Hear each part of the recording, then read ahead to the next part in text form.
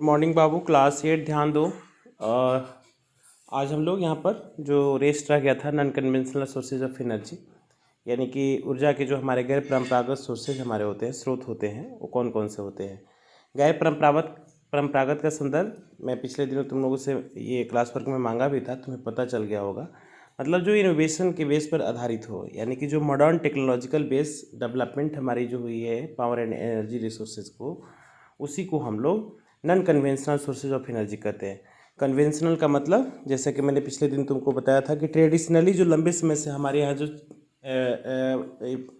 ऊर्जा संसाधनों के तौर पर यूज होते आ रहा है, जिसमें तुम्हारा सबसे पहले प्रारंभ किया था फायर वुड से, है ना। जब ये फायर का आविष्कार हुआ था तो उसमें वुड ही उसका सोर्स हुआ करता था। फिर बाद में कोल आया, फिर पेट्रोलियम, और फिर नेचुरल गैस, इलेक्ट्रिसिटी भी हमारे परंपरागत में ही है, लंबे समय से हम लोग इसको यूज़ करते चले आ रहे हैं। और hydro electricity and thermal electricity जो हमारी एनटीपीसी का कंसेप्ट पर आधारित हमारा होता है, उसके बेस पर, यानी कि जो प्राचीनतम दौर से प्रारंभ हो करके एक परंपरा बन चुकी है कि कौन से ऊर्जा संसाधन हमारे यूज में होते चले आ रहे थे, उसको हम लोग कन्वेंशनल कहते हैं। और जो नॉन कन्वेंशनल होता है वो हमारा आज के वर्तमान, यानी कि तुम कह सकते हो कि रिसेंटली जो पीछे का तुम्हारा 50 या 60 सालों का जो इनोवेटिकल डेवलपमेंट हमारा है, वो non conventional sources of energy के तौर पर इसकी गिनती हमारी होती है। इसको यानी कि गैर परंपरागत ऊर्जा संसाधन हमारे कहे जाते हैं। तो जैसे कि तुम यहाँ देखोगे, इसमें दिए हुए हैं, जिक्र किए हुए सोलर एनर्जी का।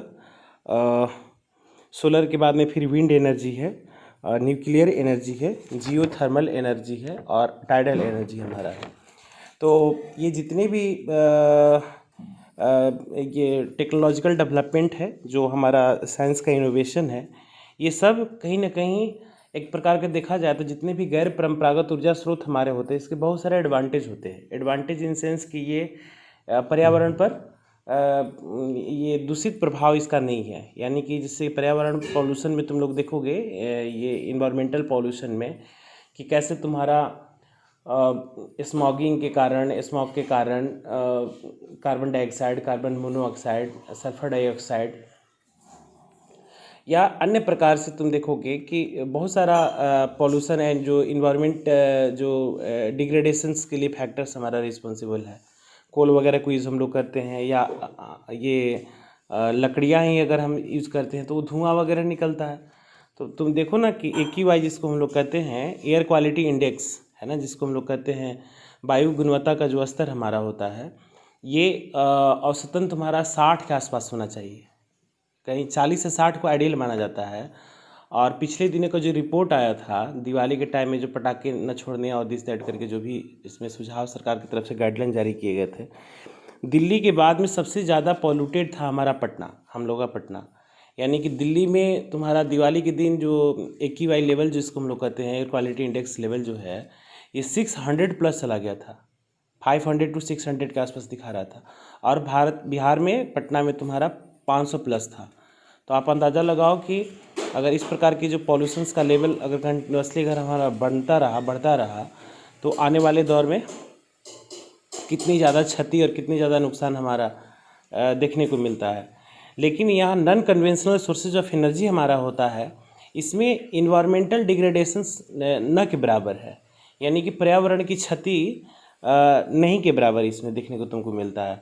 और इसकी सबसे बड़ी खासियत हमारी ये होती है कि ये रिन्यूएबल है, और ये इसका एक सोर्स जो है हमारा अनलिमिटेड भी है, ये कहीं ना कहीं असीमित भी कहा जाएगा। जैसे एग्जांपल के तौर पर तुम सोलर एनर्जी को ले लो। सोलर एनर्जी में हम तो सोलर को और सन को तो पूजा अभी पिछले दिन हम लोगों ने किया था। तुम लोगों ने देखा होगा जो छठ की आराधना हमारे यहाँ होती है, जो 4 दिन का अनुष्ठान होता है, उसमें क्या है, हिंदू रीति रिवाजों में, प्रकृति पर्व में ये नेचर्स को हम लोग धन्यवाद देते हैं, है ना। यानी कि सूर्य की उपासना जो होती है, ये लोक आस्था से ज़्यादा हमारी ज़रूरत के लिए बहुत ज़्यादा उपयोगी है। क्योंकि तुम्हें पता होगा कि जो फोटोसिंथेसिस जो हमारी प्रक्रिया होती है, प्रोसेस होती है, साइंस में तुम लोग पढ़ चुके हो, प्रकाश संश्लेषण की प्रक्रिया हमारी होती है, वेजिटेशन के डेवलपमेंट के लिए बहुत अनिवार्य है। और हमारी जो भारतीय संस्कृति है, 95% लोग वेजिटेट पर बेस हैं, मतलब ये डिपेंडेड है, वेजिटेशन पर हमारा डिपेंडेड है। मतलब शाकाहार अपनाने वाले, शाकाहारी अपनाने वाले लोगों की संख्या बहुत ज़्यादा। या इवन जो कार्निवोरस, ये जो तुम्हारा नॉन वेज खाने वाले जो हमारे होते हैं, कार्निवोरस नहीं कहेंगे, नॉन वेज खाने वाले जो लोग हमारे होते हैं, या जो ओमनीवोरस होते हैं, नॉनवेज या ओमनीवोरस जो हमारे होते हैं, उनकी भी नीड को तुम देखोगे तो लगभग वो 90% से ज़्यादा तुम्हारे कहीं ना कहीं प्लांट और वेजिटेबल पर ही हमारे डिपेंडेड रहते हैं। एनिमल किंगडम पर भी हम लोग उसके जैसे दूध, मिल्क वगैरह हम लोग यूज़ करते हैं, लेकिन फ्लेश का नीड बहुत कम इसमें तुमको देखने को मिलता है। तो ये तो अब इसको ये समझने की बात ये है कि आज मान लो कि इनोवेटिव टेक्नोलॉजिकल डेवलपमेंट हमारी हुई, तो हम सोलर को फोटो इलेक्ट्रिक इफेक्ट के माध्यम से हम उसको कन्वर्ट कर देते हैं इलेक्ट्रिसिटी में, है ना। लेकिन आज मान लो कि ऊर्जा संसाधन की इसके पहले की जो अगर हम चर्चा करेंगे, तो ये परंपरागत समय से, यानी कि जब से अर्थ तुमको दिखाई दे रहा है, जब से जीवन दिखाई दे रहा है, उसमें विदाउट सनलाइट, सूरज की रोशनी के बिना आप कल्पना भी नहीं कर सकते हैं। ठीक है।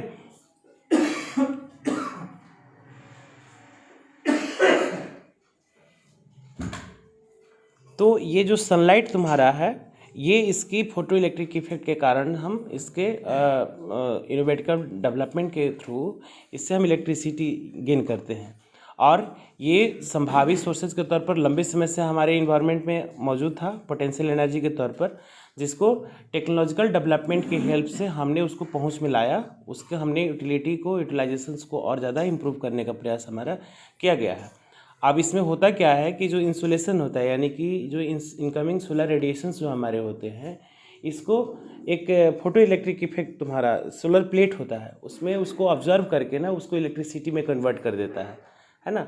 तो अगेन इसका एक बार पूरा कंप्लीट साइंटिफिकल डेवलपमेंट और जो भी चीज़ें इसमें है, ये कुछ तुम्हारी केमिस्ट्री वगैरह में डिटेल्स में तुमको विशेष तौर पर देखने को मिलेगा। और इसमें होता क्या है कि सन परंपरागत तौर पर लंबे समय से ये अर्थ का पार्ट रहा है, और आगे आने वाले समय में जब तक दुनिया कम से कम एटलीस्ट रहेगी, यानी कि जब तक तुम्हारा एनिमल और प्लांट की एबिलिटी हमारी रहेगी, उसमें सन का इम्पोर्टेंस और सिग्निफिकेंस को हम अवॉइड नहीं कर सकते हैं। यानी कि एक संभावित सोर्स आगे आने वाले में कंटिन्यूअस तौर पर हमारे साथ उपलब्ध रहेगा, है ना। क्लास कर रहे हैं।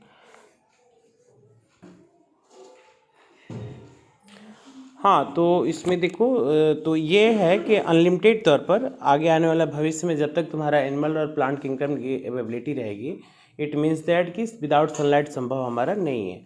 और इसके एक बहुत एडवांटेज हमारे यही है कि एक अतिरिक्त सोर्सेज, आज तो हमने वर्तमान दौर में देखा है पिछले दिनों कि सोलर पैनल जो है, ये तुम्हारा मेट्रोज वगैरह के, मेट्रो या मोनो रेल जो होता है हमारा, या ख़ास करके ट्रॉपिकल और सब ट्रॉपिकल रीजन में जहाँ पर सनलाइट की अवेलेबिलिटी अच्छी खासी रहती है, वहाँ पर इसका बहुत ज़्यादा प्रमोशन हो रहा है।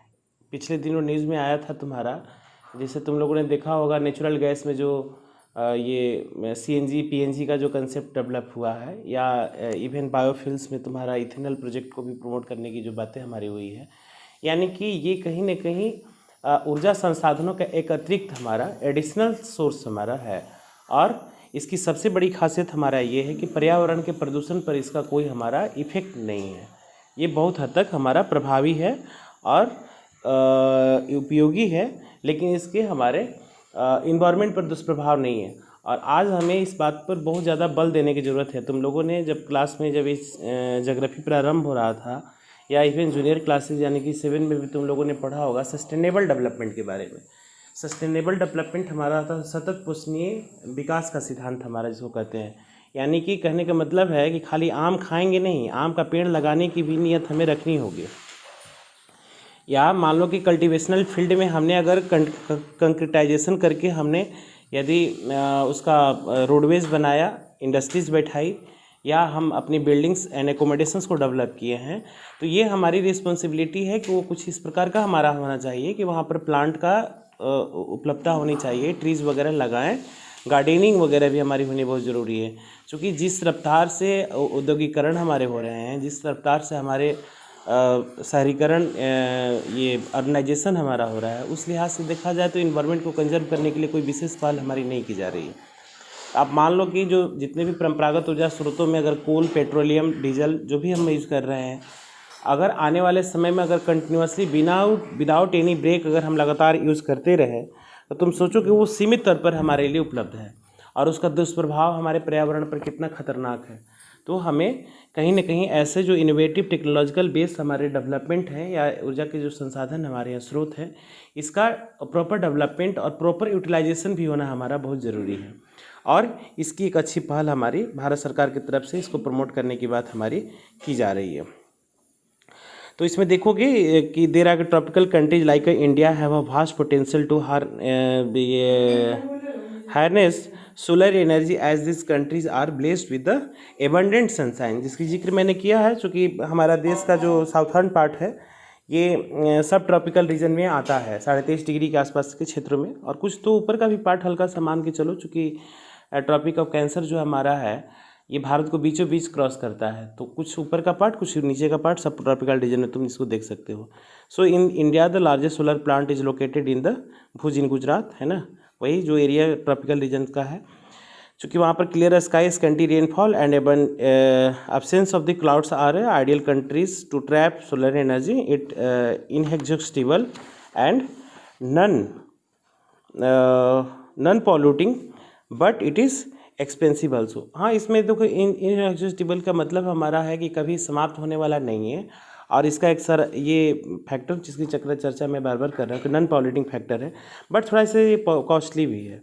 जैसे कि इसमें थोड़ा सा सरकार को इस पर इनिशिएटिव लेनी चाहिए कि जो कंपनी या जो ऑर्गेनाइजेशन संस्थाएं इसके लिए काम करती है वहीं पर कुछ सब्सिडी की व्यवस्था कर देगी, तो ये आने वाले समय में हमारे जो कंज्यूमर हैं उनको सस्ते दामों पर ये उपलब्ध हो सकता है। तो कहने का मतलब हमारा ये हुआ कि आधुनिक जो हम तकनीक का विकास करते हैं तो यह आम लोगों की पहुंच में कैसे हो, इसके लिए भी सरकार को इनिशिएटिव लेनी चाहिए।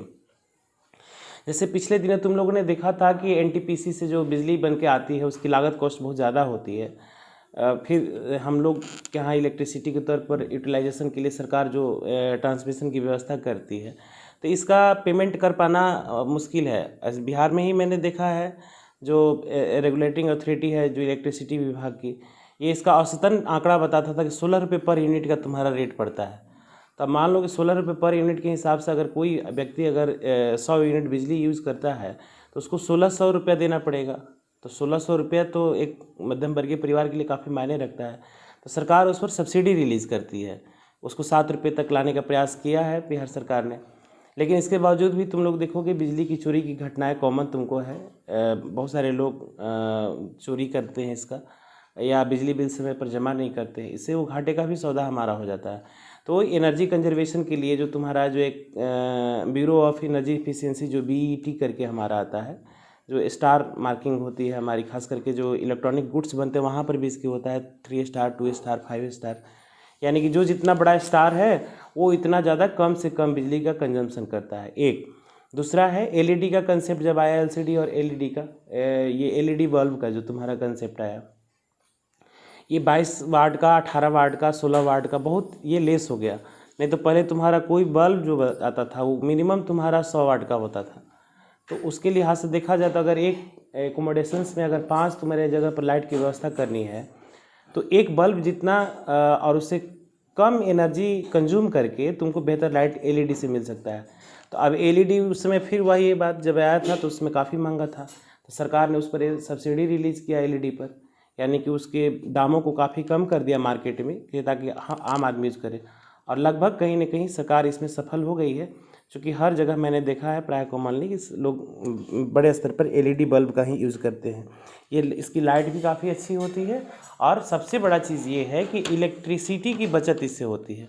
और मैंने तुमको बताया था कि ऊर्जा संसाधनों में जो ऊर्जा का हमारा संसाधन का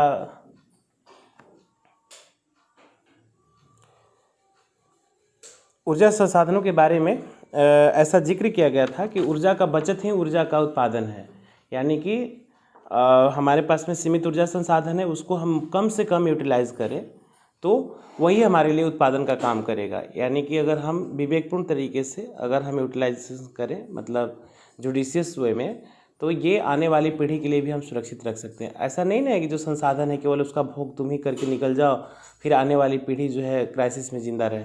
आज तो हालात बहुत गंदे हो ही गए हैं, इन्वायरमेंट की स्थिति इतनी गंदी हो गई है कि पूरे वर्ल्ड और सिनारियों में इसकी चर्चा हो रही है कि कैसे पर्यावरण को बचाया जाए। दिल्ली में तुम देखो, दिल्ली में स्थिति कोरोना के कारण ड्यू टू पॉल्यूशन इतना ज़्यादा हाई हो गया है कि वहाँ का लोगों की लंग्स के काम करने की क्षमता लगभग ना के बराबर। अब उसमें कोरोना की एंट्री का मतलब है, सोचो कि वो दुनिया छोड़ के जाने के सिवा कोई दूसरा रास्ता हमारा नहीं है। तो हमें ऐसे डेवलपमेंट पर विशेष ध्यान देनी चाहिए। तो इसमें सोलर एनर्जी बिल्कुल फिट बैठता है। आगे देखोगे विंड एनर्जी है। Wind is an stable sources of the energy. Again वही बात है, विंड भी हवाएं जो कॉमनली तुम्हारे 15, 20, 25, 30 किलोमीटर की जो हवाएं कॉमनली चलती रहती है, तो उसका यूज नहीं हो पाता था।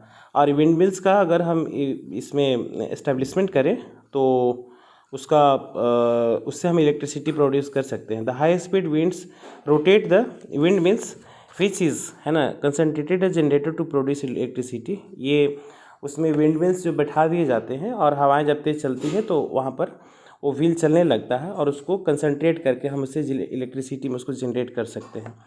और इसमें दे रहा है कि खास करके माउंटेन रीजन्स में ये काफ़ी आइडियल माना जाता है। और ये harness with the energy the winds the strong and study here continuous process में तुमको मिल सकता है। And wind father culture are mainly found in the Netherlands, Germany, Denmark, UK, USA and Spain वगैरह का जो एरिया इसके लिए काफ़ी मतलब अनुकूलित माना जाता है हमारा ऐसा।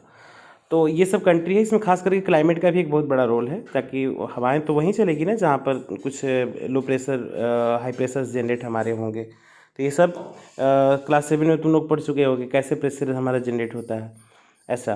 तो India is also called the wind super power due to the rapid development in wind energy and such energy is also non polluting, safe and clean, but it creates a noise pollutions है ना।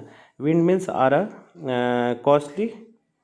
costly to set up there and also disturb radio and TV respiration and harmful to the bird life। इसमें कह रहा है कि ये भी non polluting है और सेफ भी है, क्लीन भी है, लेकिन इसके भी कुछ ऐसे हमारे बुराइयां हैं। विंडमिल चलेगा तो तुम्हारा साउंड का जो तुम्हारा साउंड पॉल्यूशन जिसको हम लोग ध्वनि प्रदूषण कहते हैं, और ध्वनि प्रदूषण भी कहीं ना कहीं बहुत खतरनाक है। ध्वनि प्रदूषण से बहरा होने का चांस तुमको ज़्यादा रहता है। उसका एक लिमिट होता है, कितना डेसिबल से अगर ज़्यादा आवाज़ अगर कोई व्यक्ति सुनता है तो वो चिड़चिड़ा स्वभाव का हो सकता है ना। उसके कान की सुनने की क्षमता, ऊंचा सुनने की आदत उसको हो जाती है। अगर लगातार साउंड में तुम रहोगे तो फिर अगर अनसाउंड एरिया में आओगे तो तुम्हारा धीरे धीरे वो सुनने की क्षमता हमारी प्रभावित हो जाती है। कभी कभी कान के जो चदरे हमारे होते हैं उसका भी नुकसान हो जाता है। और इसका सबसे बड़ा खतरा हमारा साउंड पॉल्यूशन का ये है कि व्यक्ति को चिड़चिड़ा स्वभाव का बना देता है। तो चिड़चिड़ा स्वभाव का बनने के बाद में तुम्हारा बहुत सारी बीमारियां हैं, ब्लड प्रेशर फ्लैक्चुएट कर सकते हैं, कुछ भी ऐसी सावधानियाँ हमारी उसमें देखने की मिलती है। तो ये और चिड़चिड़ा स्वभाव जो होता है वो व्यक्ति को स्टेबल होने नहीं देता है। तो तुम्हारे वर्किंग एफिशिएंसी और वर्क कल्चर, इवन घर के माहौल पर भी बहुत इसका असर पड़ता है। सो विंड मिल्स आर कॉस्टली, ये थोड़ा कॉस्टली भी इसका सेट करना, और ये अगर तेज़ चलेगा तो ये रेडियो वेव्स वगैरह को डिस्टर्ब भी कर सकता है, टीवी वगैरह का है ना। तो आप आईपीएल जो भी कुछ ऐसे मैच वगैरह हमारे होते हैं या सीरियल्स टीवी वगैरह का एक्चुअल आनंद तुम नहीं ले सकते हो है ना। उसमें डिस्टर्बेंस होने के चांसेस हमारा ज़्यादा होता है। और ये बर्ड के लिए भी ना, चिड़िया वगैरह के लिए काफ़ी नुकसानदेह हमारा होता है, क्योंकि उसके विंड मिल्स बड़े बड़े हमारे होते हैं। उस पार्टिकुलर रीजन में चिड़िया को क्या पता है कि क्या चल रहा है ना। तो तुम लोगों ने देखा होगा कि इनकी भी स्कार्सिटीज़ एंड जो भी एक विलुप्त होते जा रहे हैं, इंडेगर्ड होते जा रहे हैं हमारे चिड़िया। पहले पक्षी वगैरह से मॉर्निंग का शुरुआत हमारी होती थी, लेकिन अब लगभग शहरीकरण के कारण और तमाम प्रकार के पॉल्यूशन फैक्टर के कारण ऑलरेडी बर्ड लाइफ ख़त्म हो चुका है। और अगर ज़्यादा मात्रा में प्रमोट किया गया तो आने वाले समय में बर्ड की तुमको इंडेगर्ड कंडीशंस को देखने का मतलब देखा जा सकता है तुम्हारा। तो ये कुछ इसके एडवांटेज एंड डिसएडवांटेज हमारे हैं। नेक्स्ट है तुम्हारा न्यूक्लियर एनर्जी। हाँ, ये बेहतर है, लेकिन इसके भी कुछ हार्म्स तुमको देखने को मिलेंगे। Nuclear power is obtained from the naturally occur radioactive elements like uranium and thorium. ये यूरेनियम और थोरियम से तुमने एटम बम के कंसेप्ट के बारे में पढ़ा होगा है ना। ये न्यूक्लियर रिएक्शन और में तुम्हारा न्यूक्लियर फिजन और न्यूक्लियर फ्यूज़न होता है। एक तुम्हारा नाभिकीय विखंडन कहा जाता है और एक तुम्हारा नाभिकीय संलयन कहा जाता है। तो इसके दो फैक्टर्स हमारे होते हैं। तो एक तो तुम्हारा हाइड्रोजन एलिमेंट्स को, ये अगेन केमिस्ट्री में डिटेल्स में तो सारा कुछ तुमको पढ़ने को मिलेगा, लेकिन मैं फिर भी थोड़ा सा ब्रीफ कर देता हूँ, है ना। दो हाइड्रोजन एलिमेंट्स को ऐड करके हमारा फ्यूजन्स जनरेट किया जाता है सनलाइट करके, यानी कि तुम्हारा सनलाइट्स का यही कंसेप्ट है। और एक विखंडित करके उसको ना वहाँ से एनर्जी रिलीज़ की जाती है, जिसमें यूरेनियम और थोरियम को ब्रेक करके, है ना, 3 न्यूट्रॉन हमारे डेवलप लास्टली निकलते हैं, वो अगले 3 को एक्सप्लोड करते हैं, फिर अगले 3 को, अगले 3 को। तो ये अनलिमिटेड तुम्हारा हो जाता है। तो एक कंसेप्ट तुम्हारा एटम बम का हो गया जो डिस्ट्रक्टिव फैक्टर हो जाता है। और जब हम उसको स्विमिंग पूल रिएक्टर्स में या तुम्हारा वाटर स्विमिंग पूल रिएक्टर में D2O वगैरह का यूज़ हमारा किया जाता है, या अकेडमी में बोरोन के छड़ों से भी उसको नियंत्रित करने का प्रयास किया जाता है, और वहाँ से हाई अमाउंट में इलेक्ट्रिसिटी जनरेट की जा सकती है हमारी। तो ये इसकी प्रोसेस प्रक्रिया हमारी होती है। So this fuel undergo nuclear fusion in nuclear reactors, है ना, to emit power, and the USA and the Europe are the greatest producer of the nuclear power. इसमें थोड़ा सा स्किलफुल ह्यूमन रिसोर्स की भी रिक्वायरमेंट है, एक अच्छे साइंटिफिकल रिसर्च सेंटर की भी रिक्वायरमेंट हमारी होती है। तो ये सब जो कंट्रीज तुम्हारी दिखाई दे रही हैं, यूएसए और यूरोपियन कंट्री वगैरह, इसमें तो काफ़ी रिच है। So recently India also have made to the agreement known as the nuclear deal. पिछले दिन हुआ था तुम्हारा 2008 में, डॉक्टर मनमोहन सिंह जब थे देश के प्रधानमंत्री, उस समय उनको विश्वास मत भी हासिल करना पड़ा था, चूँकि सत्ता विपक्ष उस समय भारतीय जनता पार्टी थी, इसका खुल करके विरोध किया था कि ये सब नहीं हम होने देंगे न्यूक्लियर का। और उसकी कुछ शर्तें होती है कि न्यूक्लियर आपको सप्लाई की जाएगी, उसकी आप इलेक्ट्रिसिटी बनाइएगा, बम नहीं बनाइएगा। क्योंकि एटमी वेपन से ना लगभग कंट्री लैस है, खास करके तुम लोग पिछले दिनों उत्तरी कोरिया वगैरह का नाम सुना होगा, या पंजाब, ये पाकिस्तान के पास में भी तुम्हारा एटम बम है। तो देखो इसमें होता क्या है कि देश में वर्ल्ड में ऑलरेडी इतनी सारी स्थिति खराब है, चाहे हम इन्वायरमेंट डिग्रेडेशंस देखें या तमाम परेशानियों को देखें, उसमें अगर जिम्मेदाराना और गैर जिम्मेदाराना तरीके से अगर कोई भी कंट्री अगर पड़ोसी देश से बचने के लिए लगातार एटम बम वगैरह बनाते चली जाएगी और इसका गैर जिम्मेदाराना तरीके से अगर यूज़ किया गया, तो आगे आने वाले दौर में काफ़ी बड़ा विनाश देखने को तुमको मिल सकता है वर्ल्ड में। तो इसको ध्यान में रख करके कुछ उसके क्राइटेरिया हमारे होते हैं कि आप न्यूक्लियर हमारे यहाँ से तभी ले सकते हैं जब आप एक शर्त पर साइन करेंगे कि मैं इसका बम नहीं बनाऊंगा। इसी बात पर विरोध था कि भारत के सब रीजन्स पर चोट पहुंचा रहा है अमेरिका वगैरह, है ना, चूँकि ये डील हमारा अमेरिका के उस समय राष्ट्रपति हमारे वो जॉर्ज बुश ही हुआ करते थे, हाँ जॉर्ज बुश ही होते थे जिनके साथ डील हुई थी। तो यहाँ के पार्टी अपोजिशन उस समय भारतीय जनता पार्टी थी, इसका कहना था कि ये जो हमारा समझौता है हमारी संप्रभुता के साथ खिलवाड़ है, लेकिन उस समय की सरकार का ज़रूरत था, उसको लगा कि ऐसा होना चाहिए। और आज के वर्तमान दौर में देखो कि मेरा भी अपना ओपिनियन है कि भारत को न्यूक्लियर पावर बनना चाहिए और इलेक्ट्रिसिटी वगैरह जनरेट करके कंपनी वगैरह स्टेबल करनी चाहिए। लगातार लंबे समय से ना थोड़ा सा फ्यूडल विचारधारा रखना, आइडियोलॉजी रखना, ये अच्छी बात नहीं होती, हमारी डेवलपमेंट के लिए एक बहुत बड़ी बाधा हमारी होती है ऐसा। तो उसके बाद से न्यूक्लियर पावर का हमारा एक सेंटर बन चुका है। So America for getting necessary material for this nuclear reactors, है ना, this deals will play an important role in the productions of the electricity and perhaps the problems of electricity will be solved to the great extent। बड़े ज़रूरतों को हमारी पूरा कर सकता है, क्योंकि हमारे देश में ठीक है ऊर्जा संसाधन के तौर पर कोल, पेट्रोलियम, दिस दैट सब कुछ उपलब्ध है, लेकिन हमें कहीं ना कहीं अमेरिका और यूरोपियन कंट्री की कतार में अगर खड़ा होना है भारत को, तो कहीं ना कहीं ऐसे abundant source of the energy, यानी कि ऊर्जा के जो प्रचुर मात्रा में उसकी एबिलिटी का हमारा काम करना हो, तो हमें न्यूक्लियर डील करना चाहिए। So this energy emits large amount of the energy but it generate radioactive wastage and it's expensive too। इसमें एक थोड़ा सा फैक्टर्स कुछ इस तरीके का है, ये जितना फ़ायदेमंद है उतना ही ज़्यादा नुकसानदेह भी है, क्योंकि इसके रेडियो एक्टिव एलिमेंट हमारे होते हैं ना, पर्यावरण के प्रदूषण के लिए काफ़ी खतरनाक होता है।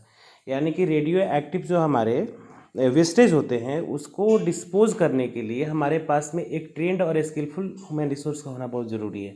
क्योंकि अगर हम रेडियो एक्टिव वेस्टेज को अगर सही ढंग से अगर हम डंप नहीं कर पाते हैं या डिपोज नहीं कर पाते हैं, डिस्पोजल नहीं कर पाते हैं सही ढंग से, तो ये काफ़ी ख़तरनाक है। क्योंकि इसका अगर आपको अंदाज़ा लगाना है, क्योंकि तुम लोग छोटे बच्चे हो, तो किताबों में कहीं पढ़ लेना, हिरोशिमा और नागासाकी में जो एटम बम फेंके गए थे जापान में, है ना, वहाँ पर अभी भी तुम्हारे उस पार्टिकुलर एरिया में जहाँ पर बम विस्फोट हुआ था, वहाँ पर अभी घास नहीं आया है, और वहाँ अभी भी बच्चे विकलांग पैदा होते हैं। इसका अंदाज़ा तुम लगा सकते हो कि कोई बच्चा बाय बर्थ अगर उससे सपने माँ बाप के जुड़े हुए होते हैं, हर एक माँ बाप चाहता है कि स्वस्थ जनरेशन आगे वाला बढ़े, लेकिन वहाँ पर रेडियो एक्टिव एलिमेंट का इतना ज़्यादा दुष्प्रभाव है कि वहाँ पर विकलांगता बाय बर्थ मिल जाती है बच्चों को, है ना।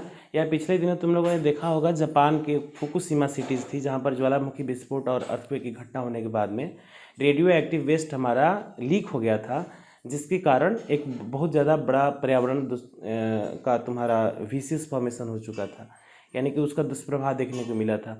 और उस रेडियो एक्टिव जो इमिशंस हमारे हुए थे, उसके कारण जलीय जीव का भी बहुत खतरा देखने को मिलता है। तो इसके लिए हमें थोड़ा सा अलर्ट रहना पड़ेगा। So Rajasthan and Jharkhand have a large deposit of the uranium and thorium, जिसमें नाम दे रहा है कल्पक्कम तमिलनाडु में, तारापुर महाराष्ट्र में, नरौरा यूपी में, कैगा राजस्थान में। ये सब हमारे न्यूक्लियर प्लांट हैं जहाँ पर इसके यूटिलाइजेशन करके हम इलेक्ट्रिसिटी जनरेट कर सकते हैं। So important nuclear power stations located in India. तो ये रही हमारी बात न्यूक्लियर एनर्जी का। नेक्स्ट इसमें तुम देखोगे जियोथर्मल एनर्जी। जियोथर्मल भी अगेन जो अर्थ से हम लोग गेन करते हैं। So produce geothermal energy the earth heat is used. अब इसमें तुम लोगों ने देखा होगा कि जो इंसुलेशन रेट हमारा हाई जब होता है, गर्मी के दिनों में इतने को महसूस होगा, तो अर्थ जो होता है ना, एक हद तक उस इंसुलेशन यानी कि इनकमिंग सोलर रेडिएशंस का एब्जॉर्प्शन कर चुका होता है। और आप इसको फील करने के लिए गर्मी के मौसम को ही इसलिए मैं प्रेफर कर रहा हूँ कि उसमें तुमको महसूस होगा। तो उसमें होता क्या कि तुम लोग मॉर्निंग में देखोगे कि सुबह 6-7 बजे के आसपास में सनलाइट अगर सन राइजिंग होती है, उदय होता है सूरज का हमारा, तो उस समय गर्मी के दिनों में भी ना बहुत ज़्यादा तुमको गर्मी नहीं महसूस होती है। लेकिन धीरे धीरे 8 बजे, 9 बजे, 10 बजे, 11-12 दिन, जैसे जैसे दिन तुम्हारा बढ़ता चला जाता है, गर्मी भी तुम्हारी बढ़ती चली जाती है। तो उसमें ऐसा नहीं है कि जो इंसुलेशन है यानी कि जो इनकमिंग सोलर रेडिएशन उसी के कारण गर्मी है।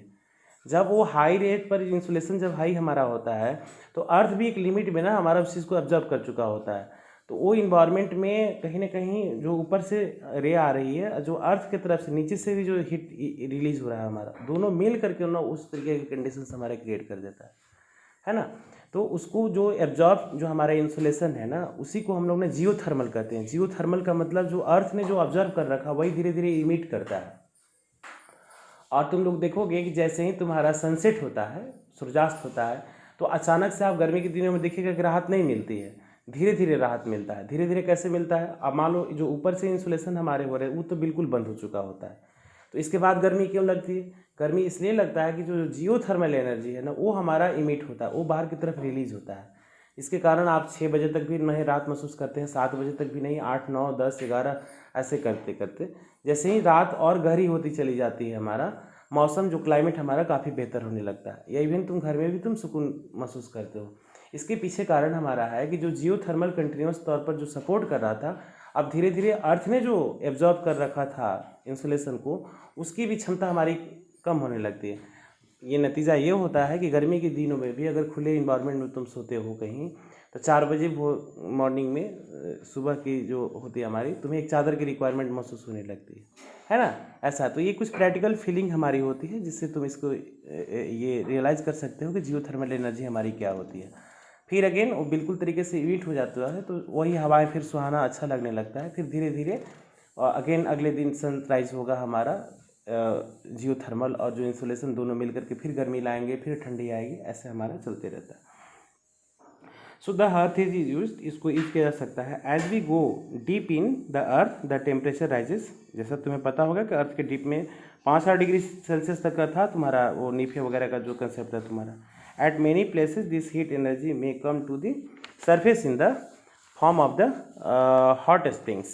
So the heat is used to the produce electricity. It is a clean, eco-friendly and always available. ये भी है हमारा इको फ्रेंडली है, इसके हार्म्स काफ़ी कम है और ये हमेशा उपलब्ध रहने वाली विषय है। So but it is far away from the cities, therefore it is expensive to transport it, and the largest geothermal power plant is located in the USA, New Zealand, जहाँ इस तरीके की व्यवस्थाएं हमारी दिखाई देती है कॉमनली जो डेवलप्ड कंट्रीज़ है वहाँ देखने को। आइसलैंड्स हो गया, फिलीपींस हो गए, Central America and other important country which produce geothermal energy in India. Geothermal plants are located in Manikram Himachal Pradesh में तुमको देखने को मिलेगा, and Puga valley in Ladakh, उस रीजन्स में भी तुमको देखने को मिल सकता है हमारा।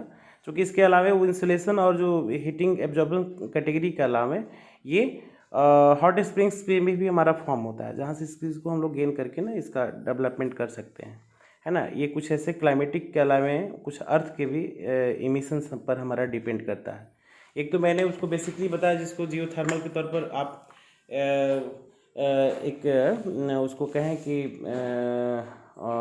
एक रफली आइडियोलॉजी जिसको हम लोग कहते हैं। इसके अलावा जो डीप हमारा जो टेम्परेचर है वो भी रिलीज होता है, उसके कारण हम इसकी एनर्जी को गेन कर सकते हैं। वो एज अ है ना, जियोथर्मल्स का एज अ था, लेकिन ये इसकी रियलिटी हमारी ये होती है कि कुछ उस फैक्टर से भी हम इसको गेन कर सकते हैं। सो नेक्स्ट है तुम्हारा टाइडल का। टाइडल वही तुम्हारा ज्वारमुख जिसको हम लोग कहते हैं, जो ज्वार भाटा वगैरह का नाम तुम लोगों ने सुना होगा। समुद्र के किनारों पर आप जाएंगे कभी, बीच स्टेशन विजिट करने का मौका अगर मिलता है तुम्हारा, तो वहाँ देख सकते हो समुद्र की पानी जो होती है ना हमारे हमेशा तरंगे लेते रहते हैं, उसमें वेव्स आते रहते हैं हमारे। So sea water rises and falls, हमेशा ऊपर उठता है नीचे गिरता है, and certain periods of the time in a day due to the gravitational pull of a moon and sun, है ना। खास करके जो पूर्णिमा के दिनों में ज्वार भाटा तुमको बड़ा बड़ा देखने को मिलता है। तो वो टाइडल जो पानी नीचे की तरफ गड़ा गया फिर ऊपर उठा, तो उसके बीच जो डिस्टेंस हमारा होता है ना वही टाइड्स कहा जाता है, इसको हम लोग हिंदी में ज्वार भी कहते हैं, ठीक है। So this is called a tide and energy generated from the tides is called the tidal energy. चूँकि जो ज्वार से हम लोग इसको गेन करते हैं एनर्जी को, तो उसको ज्वार ऊर्जा कहते हैं, टाइडल एनर्जी कहते हैं। सो टाइडल एनर्जी कैन बी ये harnessed by the building damage by narrow openings of the sea, and during high tides the energy of the tides is used to turn the turbine and install in the dam of produce electricity। ये कुछ tidal हमारा hydel की तरह है। जैसे कैसे हम लोग हाइड्रो इलेक्ट्रिसिटी पावर प्लांट बैठाते हैं, वहाँ पर पानी थोड़ा सा एक रैपिड स्पीड से सामान्य कॉमनली आता है हमारा, जहाँ पर उसकी गति सीमित होती है, वहाँ पर हम टरबाइन चला करके ना हाइडल चला करके हाइड्रो इलेक्ट्रिसिटी गेन करते हैं। उसी तरीके से यहाँ पर भी हम टरबाइन स्टेबल कर देते हैं, और जब तेज़ ज्वार भट्टा वगैरह आता है हमारा, उस समय उसको हम टरबाइन को चला करके उससे मतलब इलेक्ट्रिसिटी गेन कर लेते हैं। इसमें नाम तुम्हारा Russia, France and the Gulf countries के बारे में तुमको जिक्र कर रहा है। भारत में खास करके कच्छ वगैरह का रीजन जो हमारा है, gulf of Kutch, important places to produce tidal energy and it is pollution free and inexhaustible. ये भी हमारा पॉल्यूशन फ्री है, इससे भी पर्यावरण को संकट नहीं है, क्योंकि वो तो प्राकृतिक घटना एक तरीके की तुम मान के चलो कि है, वो बार बार ज्वार भाटा होते रहेंगे हमारे। So it has some drawbacks also, so as it destroyed wild life habitat and the difficult to harness.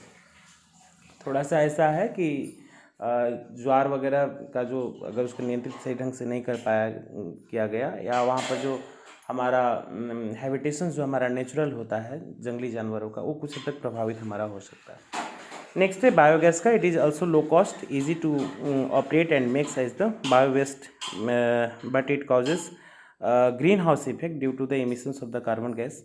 इसका कह रहा है कि तुम्हारा बायोगैस का जो जैविक पदार्थों को अगर हम लंबे समय तक जो भी वेस्टेज को अगर सड़ा गला करके वहाँ से जो गैसेज जनरेट हम लोग करते हैं, उससे हम इलेक्ट्रिसिटी जनरेट कर सकते हैं। लेकिन इसका एक बैड इफेक्ट हमारा ये होता है ग्रीन हाउस इफेक्ट, जिसको हम लोग कार्बन डाइऑक्साइड के एमिशंस बड़े स्तर पर तुमको देखने को मिलता है, ये इसका हार्म फैक्टर है। So farm waste, animal waste and human waste is use to the produce biogas. एक ढक्कन नुमा तुम्हारा उसमें बना दिए जाते हैं, उसमें जितने भी इसे वेस्टेज हमारे होते हैं, खास करके एनिमल के, जैसे कि गोबर हो गया या मल भी हमारा, ह्यूमन भी जो वेस्ट हमारा होता है, उस सबको ना लंबे समय तक डिकम्पोज करके वहाँ से इसको जनरेट किया जा सकता है। So organic wastage it is decompose by the bacteria in biogas and the digester to emit biogas which is essentially to a mixture of the methane and carbon dioxide. ये actually methane और carbon dioxide का mixture हमारा होता है। So biogas benefits farm in two ways, first in gives fuel and second in provides improve quality of the manual. इससे दो फायदा हमारा होता है और इसको प्रमोट करना चाहिए सरकार को, क्योंकि गांव में देखोगे ना लोग खुले में शौच करते हैं, तो खुले में क्यों शौच करते हैं, नहीं कीजिए ना खुले शौच में। वो जो तुम लोगों ने देखा होगा सूखा शौचालय का, कि वो एक लंबे समय तक तुम्हारा वेस्ट जो है खास करके जो फॉसिल्स हमारे होते हैं, ह्यूमन फॉसिल्स जिसको कहते हैं हम लोग, ये भी, और गाय वगैरह भी जो पशुपालन एनिमल हस्बेंड्री जहाँ बड़े स्तर पर तुमको देखने को मिलती है, अगर वहाँ पर उस गोबर को उपले वगैरह बनते हैं तब तो कोई बात नहीं है, ठीक है ना। लेकिन अगर नहीं बनते हैं तो उसको हम डिकम्पोज करके ना वहाँ से हम बायोगैस जनरेट कर सकते हैं। तो एक तो इलेक्ट्रिसिटी उससे मिल जाएगी हमें, और दूसरा उस वेस्टेज को ओपन करके ना कहीं से उसको निकाल लीजिए और एक बढ़िया सा खाद वो बन जाएगा तुम्हारा मैनुअर, है ना। 2 गड्ढे वाला शौचालय का प्रचार तुम लोग देखोगे, अक्षय कुमार का आता है ना, कि कैसे उस मैन्योर को खेतों में छिड़क करके ना वो एक अच्छा ऑर्गेनिक फार्मिंग करता है, हमारा प्रोडक्शंस करता है ऐसा। तो इसमें नेक्स्ट देखोगे कंजर्वेशन ऑफ एनर्जी, कि कैसे हम ऊर्जा के संसाधनों को बचाने का प्रयास करें। So conservation of energy is very much needed in today's world as our economy depends upon the easy availability of the energy, but it is difficult to harness energy as it cost a lot, है ना। ये हर एक देश चाहता है कि हम ऊर्जा संसाधनों में विकसित रहें, हमारे पहुंच की बात रहे, लेकिन इसका कॉस्ट अच्छा खासा है। इसका अंदाज़ा आपको लगाना है तो मार्केट में जाकर के आप पेट्रोल 1 लीटर खरीद के लाइए तो हमको पता चल जाएगा इस महंगाई में 80 रुपये पेट्रोल कहाँ से आएगा, और 60 रुपये 70 रुपये केरोसिन कहाँ से आएगा, डीजल भी कहाँ से आएगा, है ना। या इवन जो घर में हम लोग जो गैस यूज़ करते हैं, ये सब कैसे हम लोग सिक्योर कर पा रहे हैं। So saving of energy is very much needed in a country like है इंडिया। खास करके भारत जैसे विकासशील देश के लिए बहुत ज़रूरी है बाबू, इसको बचाना चाहिए। So India which is a least efficient energy, Bharat में तो है ही नहीं, पूरे वर्ल्ड जो है कहीं ना कहीं ये जो गल्फ कंट्री जिसको हम लोग खाड़ी देश कहते हैं उस पर डिपेंडेड रहता है, इराक, ईरान, कुवैत, अडान, ये सब जगहों पर। So we should use these energy resources in a very careful and a judicious manner as a energy saved, है ना, इज एनर्जी जनरेटेड। वही जो मैंने कुछ देर पहले जिक्र इसमें किया है कि हमें काफ़ी सावधानी से और न्यायिक तरीके से, जुडिशियस फॉर्म का मतलब हमारा विवेकपूर्ण तरीके से हमारा होना चाहिए। हमें इस बात का ध्यान रखना चाहिए कि जो हमारे पूर्वज हमारे लिए कम से कम छोड़ करके चले गए जो संसाधन, हमें भी अपने आने वाली पीढ़ी के लिए बचा करके रखना चाहिए। ये हमारा सस्टेनेबल डेवलपमेंट का सिद्धांत है। पढ़ा लिखा शिक्षित व्यक्ति जो होता है अपनी आने वाली पीढ़ियों के लेकर के चिंतित रहता है ना। और हमें जुडिशियस मैनर में इस एनर्जी को यूज़ करना चाहिए। और इसका एक स्लोगन हमारा ये हो गया कि energy saved is energy generated, यानी कि ऊर्जा का संसाधन, ऊर्जा का बचत ही ऊर्जा का उत्पादन है। ठीक है, इस तरीके से ये एनर्जी रिसोर्स का जो चैप्टर था फाइनली हमारा समाप्त हो गया। इस वीडियो में आप इतना ही है, इसको देखिए समझिए, और यदि कहीं समस्या आएगी देने बस you can ask any question Babu. Okay, चलो।